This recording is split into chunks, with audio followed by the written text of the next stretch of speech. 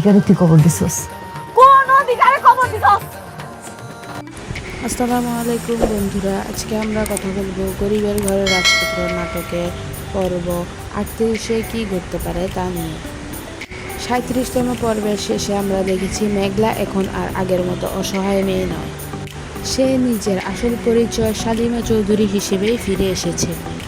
অন্যদিকে অনিক সব কিছু ছেড়ে মেঘলার কাছে ফিরে এলেও মেঘলা স্পষ্ট জানিয়ে দিয়েছে মেঘলার সঙ্গে দেখা করতে হলে অ্যাপয়েন্টমেন্ট প্রয়োজন হবে।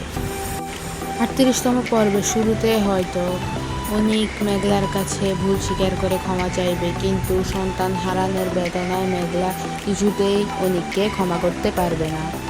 বরং সে অনিককে বুঝিয়ে দিবে যে কিছু ভুলের মূল্য সারা জীবনই দিতে হয়। অন্যদিকে জামিনে মুক্তি পাওয়া রাতুল নতুন করে ষড়যন্ত্র শুরু করবে অনিককে ধ্বংস করার জন্য, এবং মেঘলার সব সম্পত্তি দখল করার জন্য সে নতুন পরিকল্পনা করবে।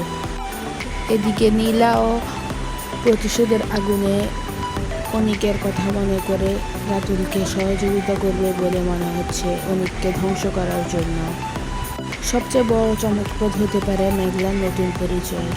মেঘলাকে শালিমা বিল্ডার্সের মালিক ও প্রভাবক হিসেবে কাজ করতে দেখে অনিকের পরিবারও অবাক হয়ে যেতে পারে। পর্বের শেষ দিকে হয়তো রাতুলের নতুন ষড়যন্ত্র দেখা দিতে পারে।